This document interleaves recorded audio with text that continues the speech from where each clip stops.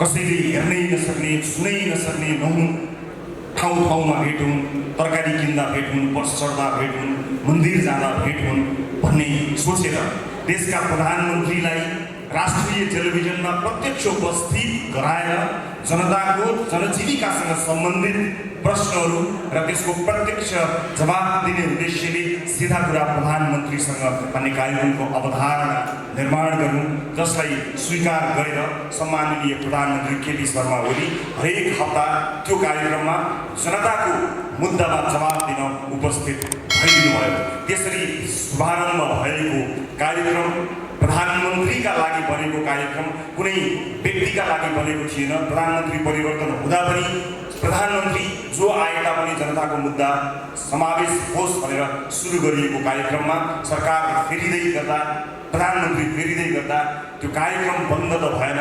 कार्यक्रमका सबै चिज आए, म मात्र हटाइएँ।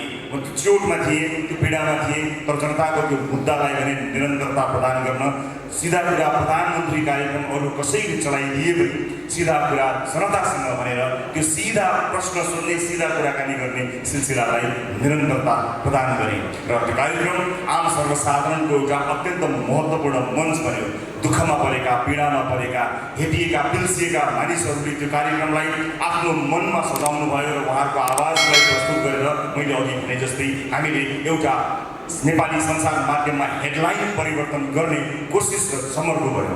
तर समय र परिस्थिति सँगसँगै त्यो कार्यक्रम पनि अहिले म सञ्चालन गर्दिनँ। कार्यक्रम सञ्चालन भइरहेको छ सीधा कुरा जनतासँग। तर सीधा कुरा अब के त, अहिलेलाई मैले सीधा कुरा डट राखेको छु। एउटा कार्यक्रम कसले सञ्चालन गर्छ, कहाँ प्रसारण हुन्छ भन्ने कुराले मेरो लागि महत्त्व राख्दैन। आम सर्वसाधारणका मुद्दाहरू यदि जसले जहाँबाट पनि सञ्चालन त्यही ढङ्गमा गर्न सके र आम सर्वसाधारणका मुद्दाहरू सशक्त रूपमा प्रस्तुत हुन सके भने त्यो कार्यक्रम जहाँबाट सञ्चालन भए पनि त्यसबाट सबैभन्दा बढी सुख महसुस गर्ने मानिस मै हुनेछु। तर यदि त्यसले आम जनताको सर्वसाधारणको दुःख पीडा जसरी हामीले प्रस्तुत गरेका थियौँ त्यसरी प्रस्तुत गर्न सकेनछ भने त्यसको सुरुवातकर्ताको हैसियतले मैले त्यस कार्यक्रमतर्फ हेर्नै पर्ने हुन्छ। म प्रतीक्षारत छु। मलाई विश्वास छ चलिरहेको कार्यक्रम कुनै एउटा मानिसले अथवा कुनै एउटा संस्थाले चलाउने कार्यक्रम मात्र हुने छैन। आम सर्वसाधारणको गुनासोको सही समाधान हुने कार्यक्रम हुनेछ। म प्रतीक्षारत छु। हिजो सीधा कुरा प्रधानमन्त्रीसँग हुँदै जनतासँग आइपुग्यो भने भोलि ग्यालेक्सी टेलिभिजन ग्यालेक्सी 4K प्रसारण भइरहँदा के होला, म प्रतीक्षामा छु। तपाईँहरूलाई पनि प्रतीक्षा गर्नको लागि अनुरोध गर्न चाहन्छु।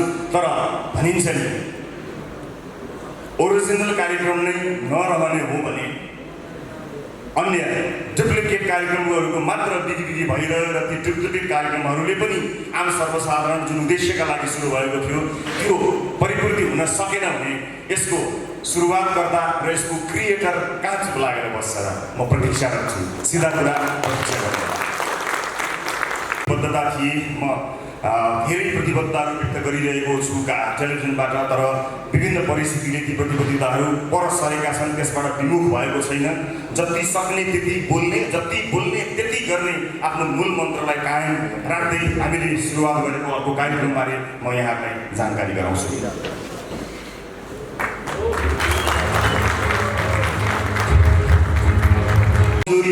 सम्भवतः राजनीतिज्ञहरूलाई पनि राजनीति सिटाउन सक्ने क्षमतावान मान्छेहरूको खोजी गरेर लिडरहरूको खोजी गर्ने कार्यक्रमको उद्घोष गरेका थियौँ। अडिसनमा जानु 4 दिन अगाडि नै सबै बन्द भयो। कोरोना कहरमा देश गयो र हामीले त्यो कार्यक्रमको अडिसनलाई रोक्नु पर्यो।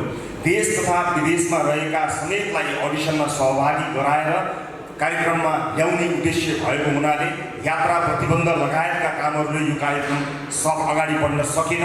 तर यसलाई हामीले थाती राखेका छौँ र हामीले बारम्बार सूचना पनि दिएका छौँ। बिचमा पनि हामीले सूचना गरेका थियौँ कि अब नयाँ वर्षसँगै यदि परिस्थिति सहज भएछ भने हामी अडिसनमा आउनेछौँ। त्यसका लागि स्वदेश तथा विदेशमा रहेका नेपालीहरूको सहभागिता अत्यन्त खाँचो पर्दछ। र आज यो पनि भन्न चाहन्छु, केही समयको प्रतीक्षा लिडरका लागि गर्नुपर्नेछ।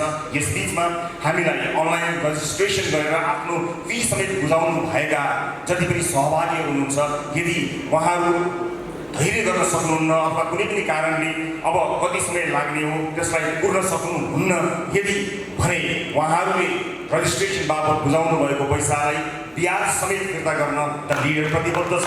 तर विश्वास गर्नुहोस् परिस्थिति सहज हुने बित्तिकै यो अत्यन्त महत्त्वाकांक्षी यो कार्यक्रमलाई हामी प्रस्तुत गर्नेछौँ। यसको अरू जानकारी वैशाखपछि आगामी वर्षको वैशाखपछि फेरि गराउनेछु। म यो जानकारी दर्शकहरूलाई गराउँछु र त्यसबिचमा ग्यालेक्सी 4K प्रसारणमा आउनुभन्दा पूर्व चुपचाप बस्ने सोच बनाएको थिएँ, तर धेरै दर्शक महानुभावहरूले यो बिचमा काहीँ न काहीँ कतै न कतै टेलिभिजनमा प्रस्तुत हुनुभन्दा पहिला पनि केही जोडियौँ भन्ने धेरैको सुझाव आएको हुनाले म यो बिचमा सिधा कुराको प्रतीक्षा गरुन्जेल केही गर्ने विचार गरेको छु। केही दिनपछि नै यसको विस्तृत जानकारी गराउँछु र अब सिधा कुराको प्रतीक्षा गरुन्जेल कामका कुरा भरे खानाको जोहो गर्नका लागि काम पुरेर बसेका छन्, अस्पतालको बिल तिर्नका लागि पुरेर बसेका छन्। त्यो प्रतीक्षालाई केही शान्त गर्न त्यतिन्जेल वास्तविक आवश्यकता परेका मानिसहरूलाई सही ढङ्गले मद्दत गर्नका लागि हामी कामका कुराको सुरुवात गर्दैछौँ। यो कार्यक्रम ग्यालेक्सी 4K टेलिभिजनमा आउनुभन्दा अगाडि यो बिचमा यो तयारी हुँदै गर्दा ग्यालेक्सी 4K को युट्युब च्यानल र हाम्रो विभिन्न अन्य प्लेटफर्महरू छन्, मोबाइल एप्लिकेसन मार्फतबाट आउँछ। यो एउटा खेल हो, सबैले खेल देखाए, आउने जाने सबले खेल देखाए। एउटा खेल अब म पनि देखाउँछु, एउटा त्यस्तो खेल जहाँ कसैले हार्दैन, प्रतीक्षा गर्नुहोला। र आज यो कार्यक्रम अत्यन्त भव्य यस अर्थमा छ कि नेपाली टेलिभिजनलाई स्थापना गर्ने नेपाली टेलिभिजनका मूर्धन्य व्यक्तित्वहरूको उपस्थिति यहाँ उपस्थित भएको छ। तिनै उपस्थितिहरू मध्येबाट एउटा विशेष उपस्थितिलाई म यहाँहरूमा बोलाउन चाहन्छु। त्यो भव्य उपस्थिति अगाडि देखिएको छ। त्यो भव्य उपस्थिति मध्येको एउटा चुनिएको उपस्थितिलाई म सम्मानपूर्वक स्टेजमा स्वागत गर्न चाहन्छु। आदरणीय वरिष्ठ विशिष्ट पत्रकार दिग्विजय कुमार, म उहाँलाई हार्दिक स्वागत गर्न चाहन्छु। म अत्यन्तै आदर गर्ने र उहाँलाई आदरपूर्वक दिग्विजय कुमार भन्ने गर्दै गरेको छु, स्वीकार गर्नुहुनेछ भन्ने विश्वास लिएको छु। म उहाँलाई स्टेजमा बोलाउन चाहन्छु र उहाँले आफ्ना कुराहरू पक्कै पनि राख्नुहुनेछ र केही रिभिलको पनि व्यवस्था देखेको छु।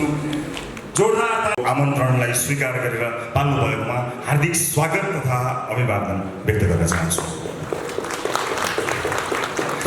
केही उपस्थित दर्शक महानुभावहरू, विशिष्ट वरिष्ठ विभिन्न महानुभावहरूले आजको यो उपस्थितिको उद्देश्य लगभग थाहा पाउनु भएकै छ, केहीले थाहा पाउनु भएको छैन।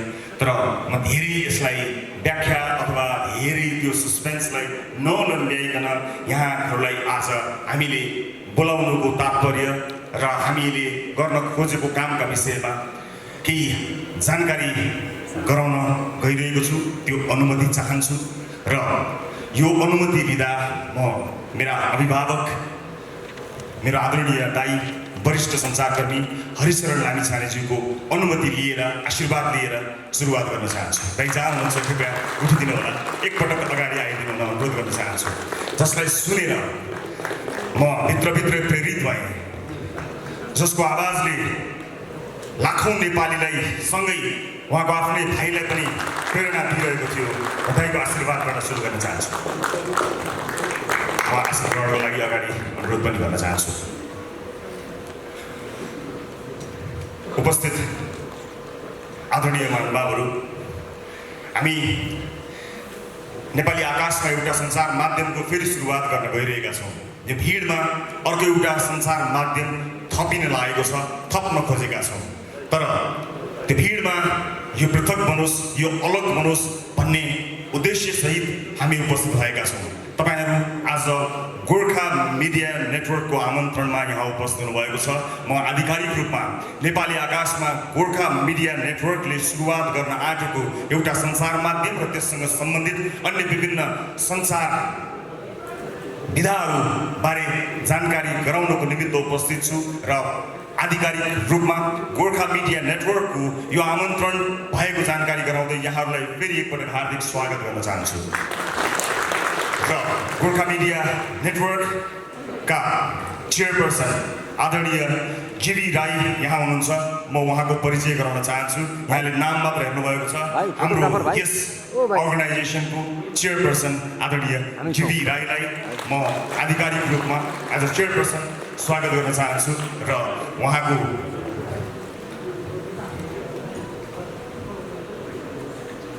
यहाँ केही सस्पेन्स अझै पनि रहेछ। त्यसै गरी गोर्खा मिडिया नेटवर्कका भाइस चेयरपर्सन छविलाल बन्जारे जोशीज्यूलाई पनि म आधिकारिक रूपमा स्वागत गर्न चाहन्छु।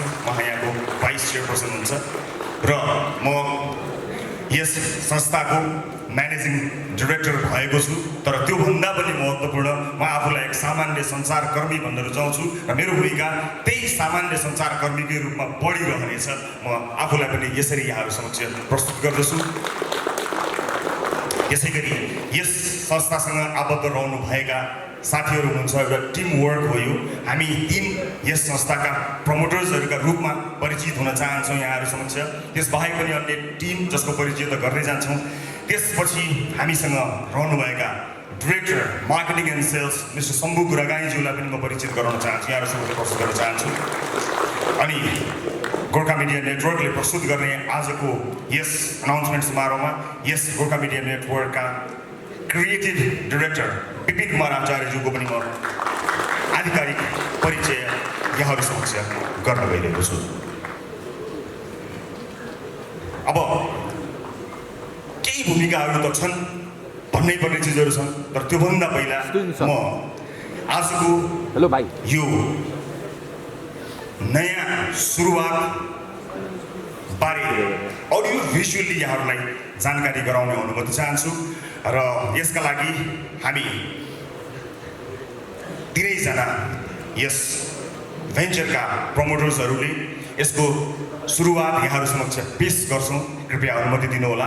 हामी यो मञ्चबाट एकैछिन अगाडि गएर यहाँहरूलाई हाम्रो यो स्क्रिनतर्फ ध्यानाकर्षित गराउन चाहन्छौँ।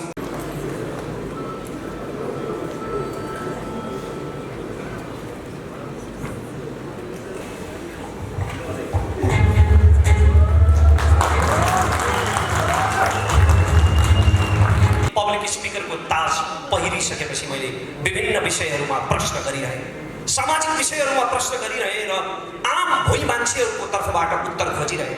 कुनै विषयमा म नबोल्दा मेरा शुभचिन्तकहरूले मलाई प्रश्न गर्नुहुन्थ्यो, फलाना विषयमा रमेश किन बोलेन? किनकि मैले प्रश्न त गरिरहेँ तर तीमध्ये अधिकांश प्रश्नहरूको उत्तरै आएन, किनकि ती कुनै पनि प्रश्नहरू सम्बन्धित ठाउँमा पुगेनन्।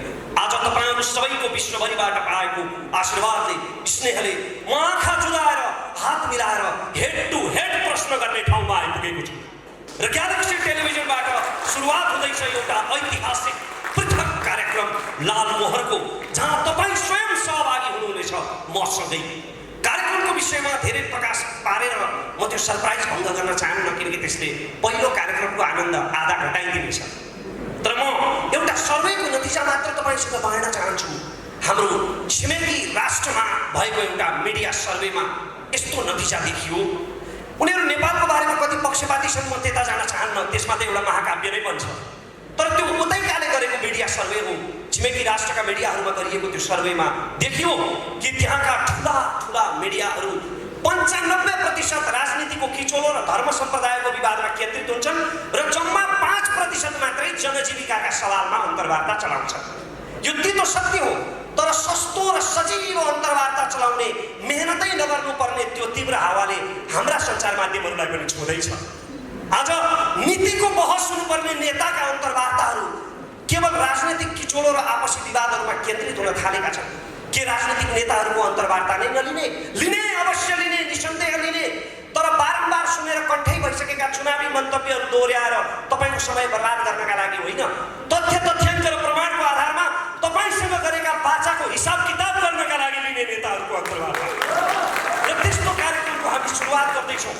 निष्पक्ष भएर, इमान्दार भएर, चर्चाको शौकीन भएर होइन, सस्तो टिआरपी खोजेर होइन, समाजप्रति साँच्चीकै जिम्मेवार भएर, कसैलाई पूर्वाग्रहले खुइल्याउनका निम्ति होइन, समस्याका समाधानहरू पहिल्याउनका निम्ति।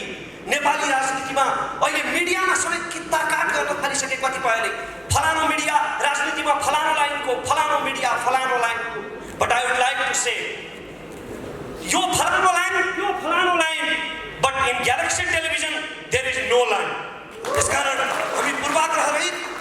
निष्पक्ष भएर कार्यक्रम सञ्चालन गर्नेछौँ भने अर्को मात्र एउटा कुरा मलाई यहाँनिर भन्न मन छ कि आज नेपाली टेलिभिजन टक सोहरू अन्तर्वार्ताहरू मुख्यतया दुई प्रकारका छन्।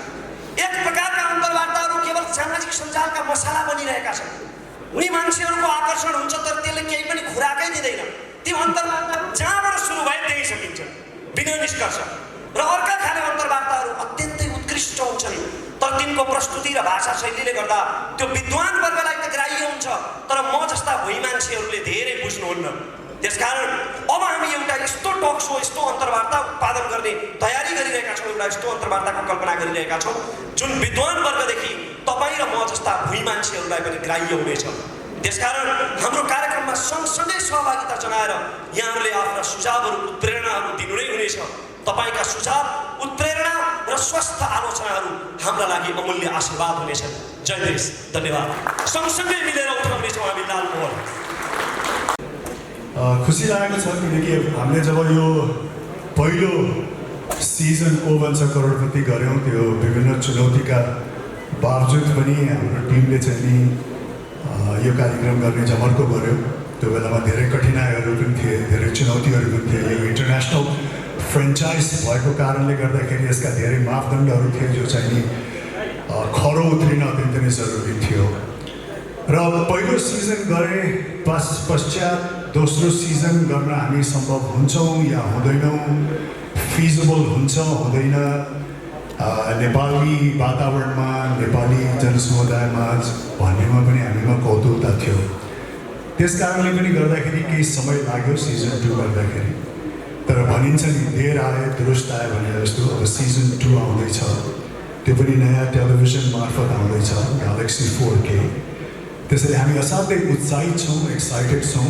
मलाई पूर्ण विश्वास छ यो सिजन 2 सिजन 1 भन्दा अत्यन्तै नै भव्य, सभ्य र राम्रो हुनेछ, उत्कृष्ट हुनेछ। किनकि यसमा जो टिम लागि पर्नु भएको छ उहाँहरूमा पहिलो सिजनको अनुभव पनि छ। त्यो अनुभवले गर्दाखेरि अवश्य पनि सिजन 2 मा निखार आउनेछ। त्यस कारण म असाध्यै नै एक्साइटेड छु। को बन्छ करोडपति सिजन 2 को प्रतीक्षा गर्नुहोला। धन्यवाद।